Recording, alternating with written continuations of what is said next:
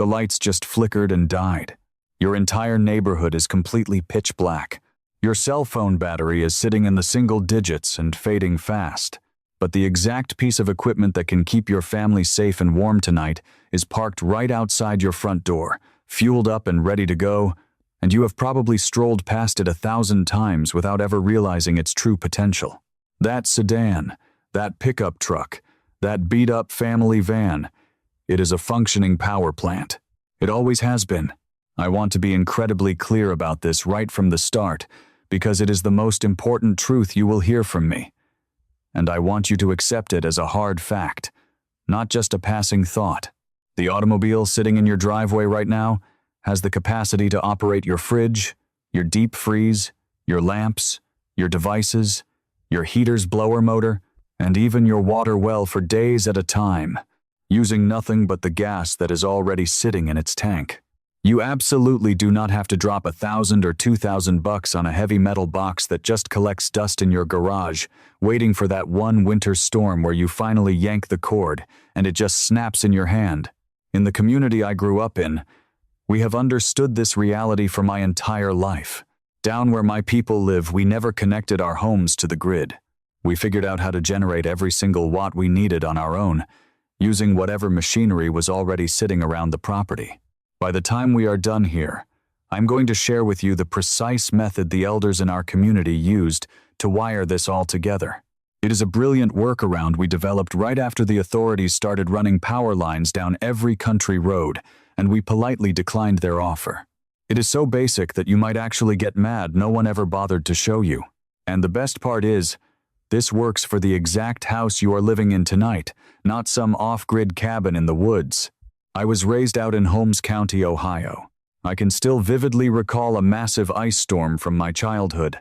It bent the pine trees completely over the roads. Every single modern house on our ridge lost power, going completely dark and freezing cold. But our home did not. I remember laying awake, hearing the quiet hiss of our gas lamps, and listening to the distant sound of folks down the road, desperately trying to start their frozen vehicles. Even as a kid, I realized they were sitting right on top of the solution, but they were completely blind to it. So, I want to reveal exactly what they were missing. Here is the harsh reality that most folks refuse to think about. Losing power is not really an issue of darkness. You can survive the dark. You light up a kerosene lantern, throw on a heavy coat, and pretend you are camping for the first few hours. It is the 12-hour mark that truly breaks a family. The real crisis is your freezer. You pull that door open, and you instantly realize the frost is melting. You have got hundreds of dollars of meat stacked in there. The quarter cow you purchased to cut grocery costs. The harvest your family spent all summer preserving. And it is all just resting there, getting a tiny bit warmer every single hour, inching closer to the point where it becomes entirely worthless. Then, it is the fridge. The vital medications if someone relies on them. The milk for your toddler. Next comes the heating system. Folks always overlook this detail. Even if your home is heated by natural gas or heating oil, the blower fan that actually circulates that heat through your vents requires electricity to spin. The fuel is ready, the heat is waiting, but it sits trapped in the basement doing absolutely nothing because a simple electric motor lacks power. Your living room drops to freezing, while a perfectly good furnace sits directly beneath your floorboards. And then, there is the water. If you rely on a well like we do out here in the country, losing electricity means your pump stops dead. No pump equals no water. You cannot get a drink, you cannot flush a toilet, you cannot do a single thing. Now, imagine the folks who thought they were prepared.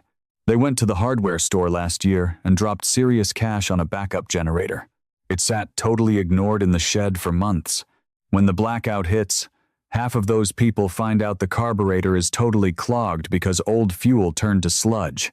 The other half manage to fire it up, only to realize they barely have a gallon of fuel saved, and the local gas station cannot pump any gas because their electricity is out too. They purchased an illusion of safety. And the second things got rough, it completely failed them. But I really need you to grasp this next point. That entire time, Through that whole terrifying and freezing night, there was a heavy-duty engine in the driveway, attached to a massive fuel tank, built to run for 250,000 miles. It possesses an electrical system engineered specifically to generate current, and it just sat there completely unused because no one ever shared the one piece of wisdom our community never forgot. So, let me explain it to you. And it is going to seem almost suspiciously simple. Your car generates its own electricity. It has to. Whenever you hit the road, a bunch of systems need juice. Your headlights, your stereo, your AC fan, the port charging your tablet, they all need power while keeping the main battery fully charged. The component handling this is called the alternator. It is essentially a compact generator. It is bolted right to the front of your engine block, and it has been rotating and producing electricity every single second you have ever driven that car. In my community, we didn't have alternators on cars because we simply didn't drive them, but we applied the exact same concept in different ways. We used wind power, we ran small motors on our work tables, and we kept battery banks as big as a dining table down in the cellar. When you intentionally disconnect from the public grid like my people chose to do, you stop viewing electricity as magic, flowing through a wire from miles away. You begin to understand it as a resource you produce and hold on to yourself. Think of a battery as just a water bucket. You need something to fill the bucket, and then you drink from it. Your vehicle acts as both. Its battery is the bucket, and the alternator is the pump pouring into it. The entire secret here is simply figuring out how to draw from that bucket without ever putting the car in drive. And the specific device you need to do this costs less than filling up your gas tank twice. It is known as a power inverter. Please pay close attention here, because this is where a lot of folks mess up. And making a mistake here is the line between keeping your home running or holding a burning wire. Your vehicle's battery provides 12 volts of power, which is known as direct current. The electricity flowing through the outlets in your home is 120 volts, and it is a totally different format called alternating current. Your fridge, your lighting, and your heater's blower all require that house-style power. Therefore, you must have a device that converts that 12-volt car power into the 120 volts your home devices demand. That specific device is the inverter, and this is the detail that might shock you. A high-quality one, powerful enough to operate your fridge, is not some hard-to-find luxury item. A 2,000-watt pure sine wave inverter will cost you around $150 to $200. You can find cheaper modified versions for less, but I will explain shortly why you need to invest in the good one. Put that next to an $800 standalone generator that requires its own fuel and constant maintenance. The inverter is a one-time purchase. You already possess the engine. You already have the gas tank. You already own the actual power plant. You aren't purchasing a new generator. You are simply buying the missing bridge that links you to the generator you have had sitting there all along. I know exactly what is crossing your mind right now, because every modern neighbor I've ever spoken to brings up this exact doubt. You are telling yourself that the tiny power port on your dashboard can barely keep a cell phone alive, so there is absolutely no chance it could power a major appliance. You are completely correct, and assuming that is the first major error, let me steer you clear of that trap. That dashboard socket is guarded by a very small fuse. It will only allow roughly 150 watts to pass before it fails completely. Your kitchen fridge requires much more than that just to start its motor. If you try to run a serious inverter through that little dashport, you will pop the fuse in a matter of seconds and assume this entire concept is a joke. You ignore the dashboard socket entirely and go directly to the well. You hook the inverter straight to the battery posts under your hood, the exact same spots you would attach jumper cables. Red goes to positive, black goes to negative. That is the whole process. Now, instead of trying to pull power through a tiny straw, you have tapped directly into the main supply, allowing the inverter to draw as much juice as it requires. This is precisely the method we use for our battery banks back home. You never try to power serious equipment through flimsy, thin wires. You use heavy, thick cables, keeping them as short as possible, connected right to the main posts. Thin, long wires cause electricity to waste away as heat. The elder who passed this knowledge down to me would rest his bare hand directly on the cables after they had been working for an hour. If the rubber felt hot, your wire was too weak. If it stayed cool, your setup was solid. I still check them that way today out of pure habit. So, once you have the inverter securely clamped onto the battery, you string a thick, heavy-duty extension cord from it, passing it through a slightly open window right into your living room. Then, you just turn the key and let the engine idle. That is your complete power station. Let's talk about what that idling vehicle can realistically handle, because this is the moment folks either get really excited or walk away discouraged, and I refuse to let bad facts scare you off. While just softly idling in your driveway, that alternator produces roughly 40 to 50 amps of real, usable current. If we translate that into watts, which is how we measure household devices, you are looking at around 500 to 700 watts of continuous energy, all without ever pressing the accelerator. If you bump the RPMs up just slightly into a fast idle, the majority of cars will produce 1,000 watts or more. What exactly can 500 to 700 watts power? A standard fridge uses around 150 watts once it gets going. A large chest freezer takes about the exact same amount. A few LED bulbs draw next to nothing, maybe 40 watts for the entire home. Topping up all your family's smart devices barely registers. Depending on your model, your furnace's blower motor might need between 300 and 600 watts. You can successfully run a modern heater fan, a chest freezer, your kitchen fridge, and essential lighting all rotated through one resting car motor. But I need to be upfront with you here about the catch, because those quick online tutorials always gloss over this. When a fridge's cooling pump or a heater's fan initially turns on, it demands a massive spike of energy for just a split second. It can pull 3 to 4 times its normal running amount. A fridge that runs smoothly at 150 watts could easily demand over 1,000 for that initial kick. That sudden spike is exactly why you need to purchase a 2,000-watt inverter, even if you never continuously draw that much. That high rating isn't for the marathon. It's to handle that initial sprint. We used this exact logic when building our battery rooms back home, always making them larger than mathematically necessary. You don't build your system for the easy moments. You build it to handle the hard spikes. Anyone who has tried to fire up heavy equipment on a weak power bank learns that reality the hard way and never repeats the mistake. So, there is the full picture. Your motor is humming in the driveway, the inverter is clipped directly to the battery, a thick wire is routed inside, and your food is staying frozen, your house is heating up, and your phones are fully juiced. All of this costs maybe half a gallon to a full gallon of fuel every 60 minutes.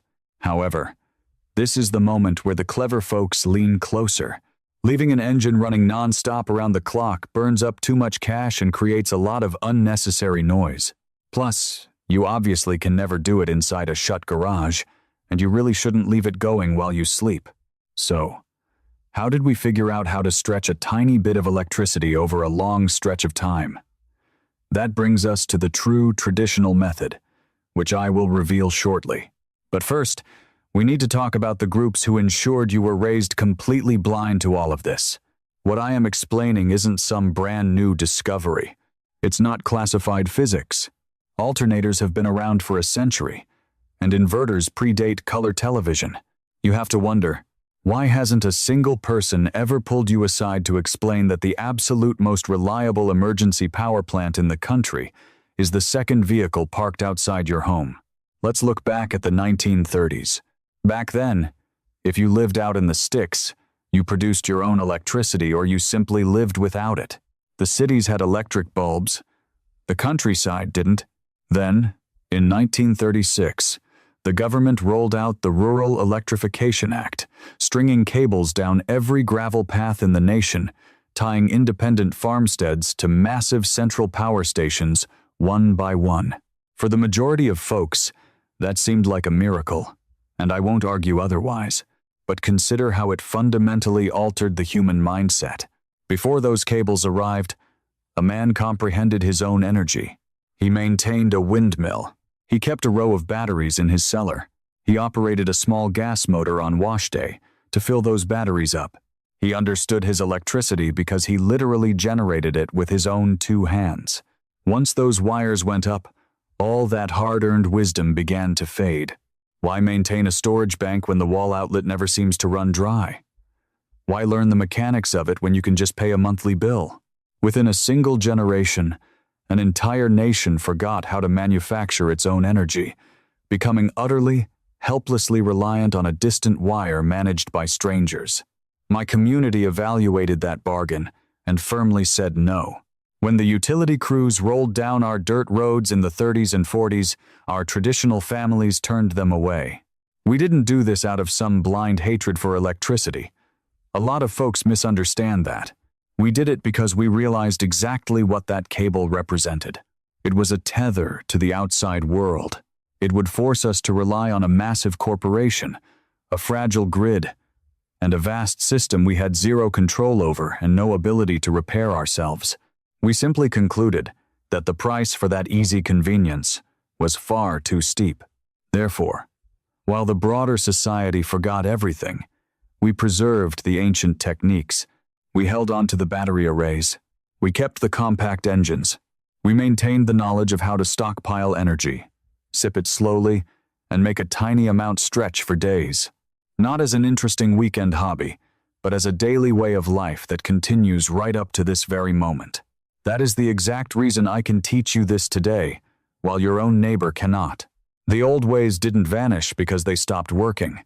They vanished because a massive industry was built to ensure you never once ponder how your lights stay on. The local utility doesn't make a dime when you keep your home warm using your own pickup truck for a 3-day weekend. The big generator manufacturers lose out when you realize their $800 machine was totally unnecessary. There is serious money to be made from your panic the second the grid fails. I am not calling the electrical companies evil. I am just pointing out that no one cashing your utility check has any motivation to show you how to survive without them for a weekend. So they stayed quiet, and that silence wasn't a mistake. It was just everyone's financial incentives lining up perfectly against you learning a highly basic concept. If you are someone who wants to dive much deeper into this wisdom, not merely to survive a winter blackout, but to construct a permanent, resilient setup, relying on the exact same principles my community has utilized for generations, I have compiled everything into one central place. I laid out every single step in a comprehensive manual. There are also additional guides for anybody looking to grasp the entire spectrum.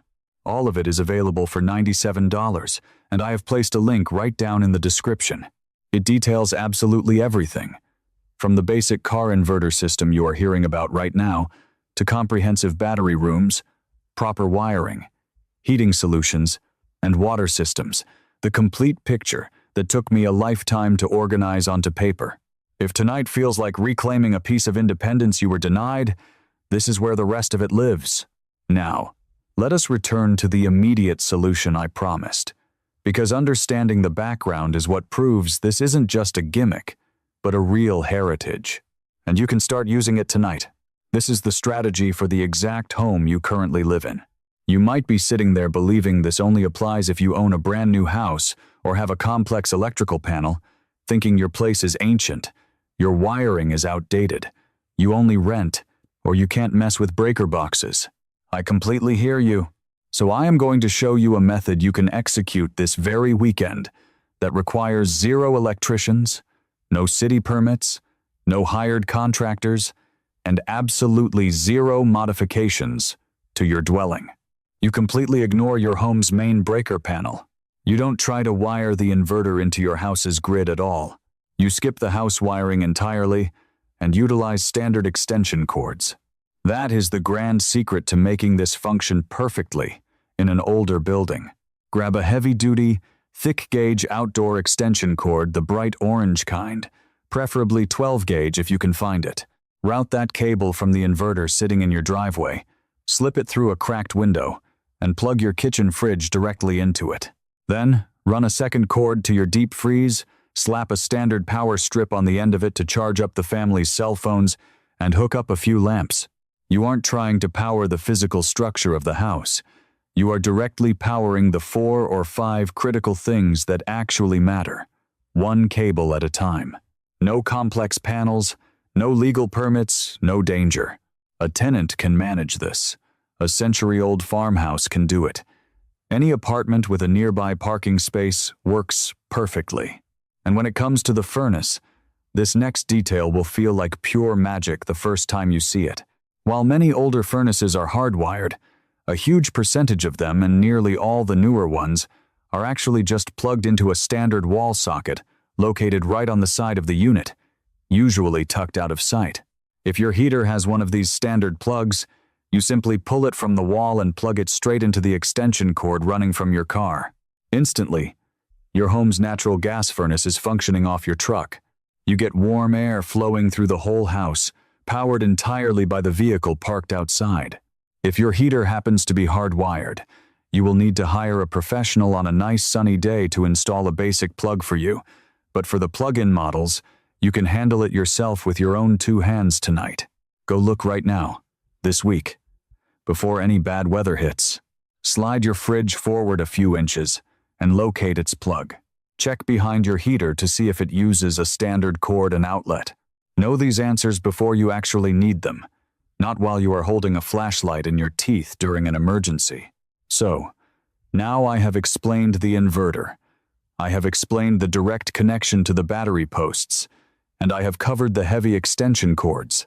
That knowledge alone puts you leaps and bounds ahead of nearly every other house on your block. But I still owe you the true secret. I promised to share the exact technique the elders in our community used, the one detail that transforms this from a loud, fuel-burning, all-night headache into a system that is quiet, slow, and practically free. Here is the secret. You absolutely do not let the engine run non-stop. You operate it in cycles. And to pull this off, you only need to add one single item to your setup. You get a secondary battery, specifically, a deep cycle battery, the exact type they use for boats or RVs, which you can pick up at any local farm supply store for about $100 to $150. Let me break down why this one addition changes the entire game, because once you understand it, it makes perfect sense. Your refrigerator and your chest freezer do not actually require constant, non-stop electricity. They are just heavily insulated boxes. The compressor really only needs to kick on for maybe 20 minutes out of every hour to maintain the freezing temperatures. For the rest of the time, they are simply coasting. Therefore, leaving your car engine idling for a full 60 minutes just to power a fridge that only does 20 minutes of actual work is a massive waste of resources. You are burning up a whole gallon of gas to do 15 cents worth of cooling. So, here is the lesson our traditional setups taught me. You make your storage bucket much larger, you fill it up very rapidly, and then you allow the house to sip from it slowly. You take that new deep cycle battery and you place it safely inside your home. You hook your inverter up to that indoor battery, not directly to the vehicle. Your fridge, your deep freeze, your lamps, they all draw their power from that battery in total silence. No engine rumbling, no exhaust fumes, all through the evening and entirely through the night. The battery acts as the bucket, and your household appliances slowly drink it down. Then, perhaps twice a day, you go outside, turn the car on, run a heavy set of cables from the running car directly to your indoor battery, and you let the engine aggressively dump power back into it. Your alternator pushes its full 40 or 50 amps. After about an hour of running the motor, that bucket is completely topped off again. You kill the engine, disconnect the cables, and go right back to running silently off the stored power for another 10 or 12 hours. You are idling the car for maybe 2 hours a day instead of 24. You burn 1.5 gallons of fuel total, rather than 15 gallons. That single tank of gas in your driveway suddenly stretches out to last you a week or more, and your nights remain completely quiet and warm, without a motor shaking your bedroom window, without stressing over carbon monoxide, and without any neighbors complaining about the racket. That is the entire system. The car engine fills the bucket quickly, the battery stores the energy, and the home drinks it slowly. And here is the most beautiful detail of all, the part that connects right back to the 1930s. That is precisely how my community has always handled off-grid power. The small gas motor sitting out in the barn didn't run around the clock. You only fired it up on laundry day or when the storage banks ran low. It aggressively charged the batteries for an hour or two, and then it was shut down, leaving the house to run silently off the stored energy for the rest of the week. In your case, your vehicle acts as the gas motor, and the deep cycle battery acts as your storage bank. You have effectively reconstructed a traditional off-grid power plant in your own driveway, utilizing a car you already had and a single battery from the local shop. Most folks will go their entire lives without realizing that the line between being totally helpless and being entirely self-reliant was a $150 inverter, a $100 battery, and the basic wisdom of how to connect them. That knowledge is older than your grandparents. It was intentionally buried underneath 70 years of convenient wall outlets and monthly utility bills. And tonight, you just dug it back up. Let me quickly tie up the loose ends, because I know the cautious folks are asking the right questions, and I refuse to hand you half a plan. Will idling your car for an hour or two ruin the engine?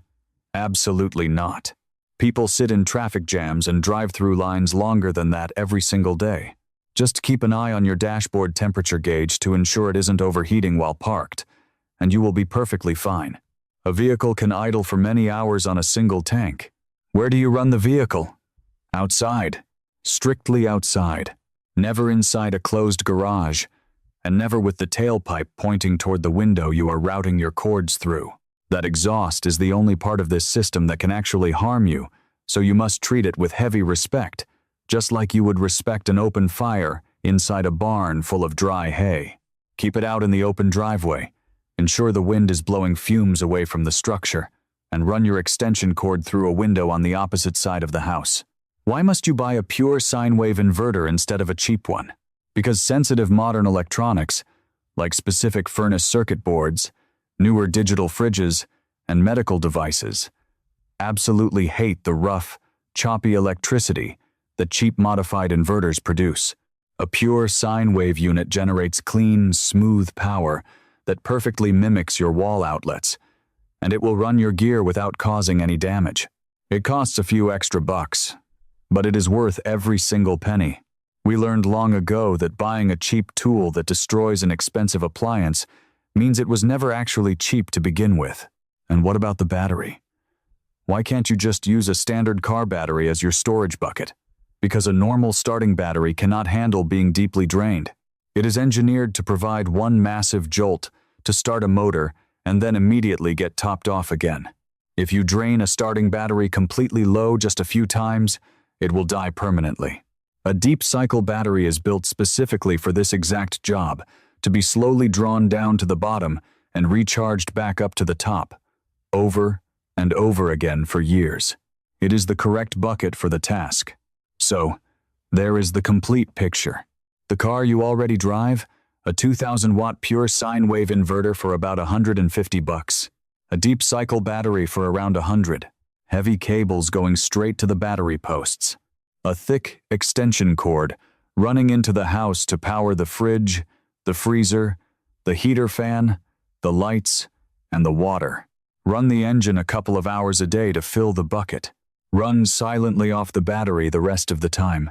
For roughly $250 as a one-time expense, you have a reliable power plant that lasts as long as you can source fuel, a system you understand inside and out, that you can repair yourself, and that was just waiting in your driveway the whole time. Think about all the money that has been quietly extracted from your wallet, based on the assumption that you would never learn this trick. The $800 standalone units, the $2,000 whole house systems, the panic you feel every single time the wind blows hard. Worrying your family is one snapped tree branch away from freezing in the dark. They marketed the panic to you, and then they sold you the expensive remedy, while the true solution was parked 20 feet away with a full tank of gas. You were never actually powerless. You were just kept in the dark. That is the realization I want you to walk away with tonight. Not just the gear, although I highly recommend you go purchase them. I want you to walk away feeling like you just reclaimed something that was quietly stolen from you. I want you to feel that same stubborn confidence that the farmers in the 1930s felt when they turned away the utility crews. They looked at a massive grid designed to make them dependent, and they said, "We will just make our own, thanks. And we will know how every single piece of it operates." If you have always felt a bit anxious knowing you are one bad storm away from being helpless, one missed bill away from being cold, and completely reliant on a corporation's good grace to keep your family secure, then this message was meant for you. You aren't crazy for worrying. You were just paying attention. So, here is what I need you to do. And I am asking directly because folks never speak up unless you ask them to. Tomorrow morning, when the sun is up, walk out to your driveway, pop the hood of your vehicle, and locate those 2 main battery terminals. Then, come right back to the comments on this video and tell me, did you already know your car was a fully functional power plant? Or did absolutely no one ever teach you either?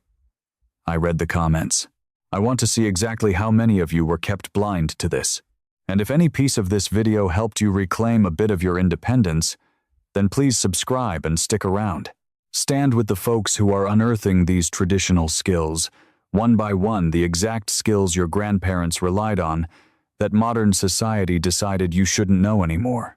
Because next time, I am going to reveal the other half of this equation. I am going to show you how we kept entire houses perfectly warm through brutal winters, without running a furnace and without paying a heating bill, relying on a thermal trick the old-time carpenters understood and modern builders completely forgot. There is a very specific reason an old farmhouse stays toasty while the new build next door freezes, and the secret is hiding right inside your walls. What you just listened to was the basic breakdown. Inside the full workshop, I pick up exactly where this lesson ends and guide you visually through the entire setup. You can ask me your specific questions in there, and I will personally answer them. You will not be figuring it out alone. Thousands of folks are already inside building their systems. Just click the link below, and you can cancel anytime with one click. Zero risk. Imagine securing your home's power forever, using a simple device under $100. I will show you exactly how to do it and explain why it's been kept so quiet. It all starts right here.